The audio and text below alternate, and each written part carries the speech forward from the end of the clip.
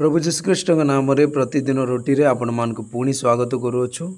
आज जून मास 29 तारीख शनिवार दिन 2024 वर्ष। आज ध्यान हेउची से जे त्रिकोणीय भाव में ग्रास करती से मृत्यु को सबुदिन पाई ग्रास करेंगे एवं प्रभु परमेश्वर समस्त मुखर लुह पोछि देवे।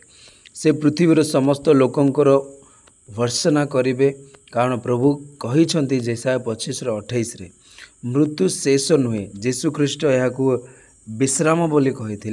जीशुख्रीष्ट मृत मान को शोइबा बोली कही। प्रभु जीशु लाजार को पुनरुत्थित कले। से नाइन नगर विधवा पुत्र को प्रतिपोषण कले। जड़े व्यक्ति निदरू उठिबा परी से जायरसों झील को जीवंत भाव में बंचाइले।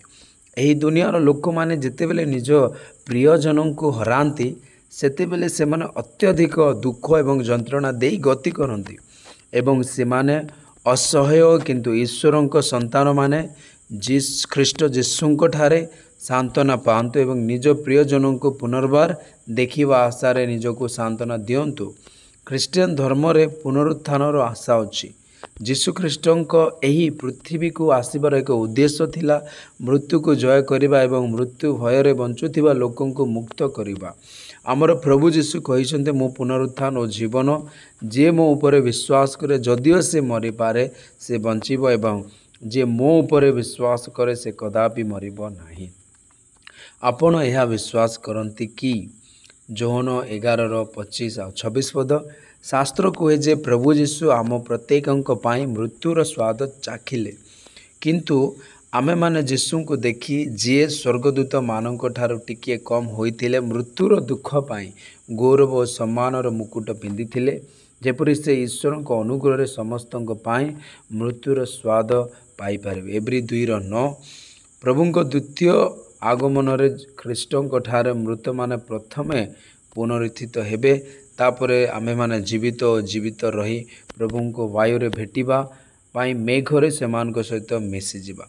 प्रथम थेसलोनिकीय 4:16 पद अतएव जेतेबेले एही दुर्नीतिग्रस्त अनावश्यकता परिधान करे एवं एही मर्त्य अमरत्व को वस्त्र परिधान करे सेतेबेले लेखा जाइछि जे मृत्यु विजय रे गिली गला। प्रथम कोरिन्थियो 15:54 पद आमर प्रभु जीशु मृत्यु पाताल एवं शैतान को परास्त कले। से मृत्यु एवं अधोलोकर चाबी धरिछंती जेहेतु से मृत्युवरण कले एवं मृत्युरु पुनरुत्थित हेले। से मृत्यु एवं अधोलोकर चाबी धरिछंती प्रकाशित वाक्य 1:18 पद तेणु आमे मृत्यु को भय करूना। आमे साहसर सहित मृत्यु मेरुदंड को धक्का दे पछारी पारिबा। हे मृत्यु तुमर दाग केउठारे, हे पातल तुमर विजय केउठारे। प्रथम कोरिन्थियो 15:55 पद जीशु मृत्यु छाया उपत्यका देई गले। से निज आत्मा को पितांक हस्तर समर्पण कले।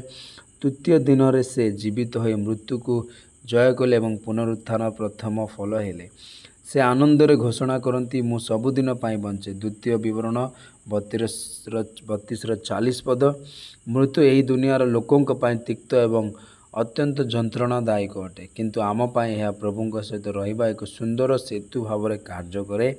यह एक अद्भुत सीढ़ी जहाँ पृथ्वी मनीष मान को स्वर्ग को नहीं जाए। अधिक ध्यान करने गीत संहिता 23:6 पद निश्चित भाव में उत्तमता एवं दया मो जीवनर दिन सार अनुसरण करिबो एवं मो प्रभु को गृह चिरकाल वास करी। प्रभु ए वाक्य रे आपन समस्त को आशीर्वाद करंतु। आमेन।